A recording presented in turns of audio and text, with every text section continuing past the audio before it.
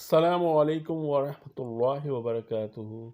بسم اللہ الرحمن الرحیم۔ نبی اکرم صلی اللہ علیہ وآلہ وسلم کی دو پیاری احادیث۔ حضرت ابو ہریرہ رضی اللہ تعالی عنہ سے روایت ہے کہ نبی کریم صلی اللہ علیہ وآلہ وسلم نے کبھی کسی کھانے میں کوئی عیب نہیں نکالا۔ اگر آپ صلی اللہ علیہ وآلہ وسلم کو وہ اچھا لگتا تو کھا لیتے، اگر ناپسند ہوتا تو چھوڑ دیتے تھے۔ کچھ لوگ ذائقہ پسند نہ آنے پر یا گرم ٹھنڈا ہونے کی بنا پر کھانے پر تنقید کے ساتھ ساتھ پکانے والے کی بھی بے عزتی کرتے ہیں۔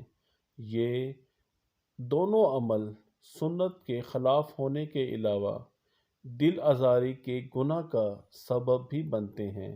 اللہ تبارک و تعالی ہمیں دل آزاری سے محفوظ کرے۔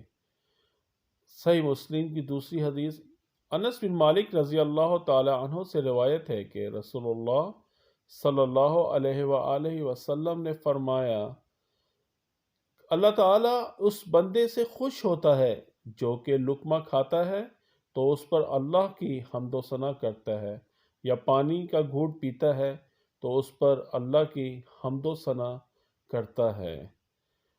اللہ تعالیٰ شکر گزاری کو بہت پسند فرماتا ہے، اور جب اس کا بندہ اپنے کھانے پینے پر اس کا شکر بجا لائے تو اللہ وہ اسے اپنی رضا عطا فرماتا ہے۔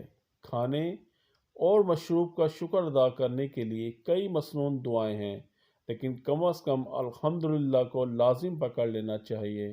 اللہ سبحانہ و تعالی ہمیں اپنے شکر گزار بندوں میں شامل فرمائے، آمین۔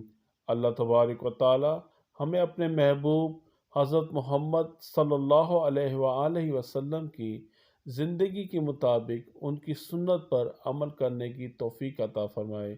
جزاکم اللہ خیرہ۔